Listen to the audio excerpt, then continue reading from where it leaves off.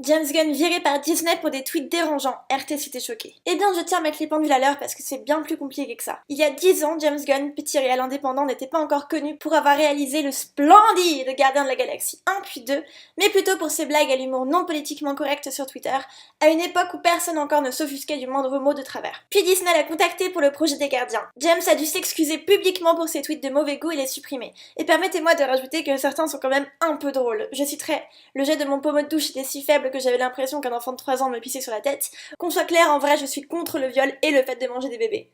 Enfin, à part si vous avez vraiment très très faim. Le rire est la meilleure médecine. C'est pour ça que je rigole de ceux qui ont le sida.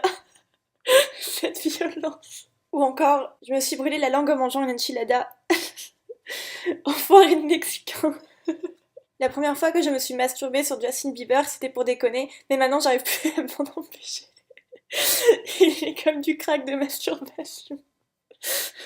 Bah si, c'est marrant. Perso, je trouve que le trash rajoute à l'absurde de cet humour et dénonce pas mal au final, et montre clairement sa position sur la pédophilie, le racisme, le viol, etc. C'est l'horreur absolue, personne n'ose en rire, et bien moi si. C'est choquant, mais du coup, ses buzz ont fait connaître, et lui ont rameuté toute une niche de FDP ayant le même humour de merde que lui. Moi y compris, pardon maman. Et s'y est donc donné à cœur joie pendant quelques temps. Mais si Gunn a arrêté ce genre de blagues, sur Twitter il n'a pas arrêté d'être politiquement transparent et de montrer sans complexe son dédain pour le parti républicain, et notamment pour Trump. Cela lui a valu maintes menaces de la part des supporters de Donald, et l'un d'eux, appelé Mike Cernovich, un membre de l'alt-right, un courant d'extrême droite américain, a déterré les vieux tweets de Gunn pour créer un tollé et le décrédibiliser.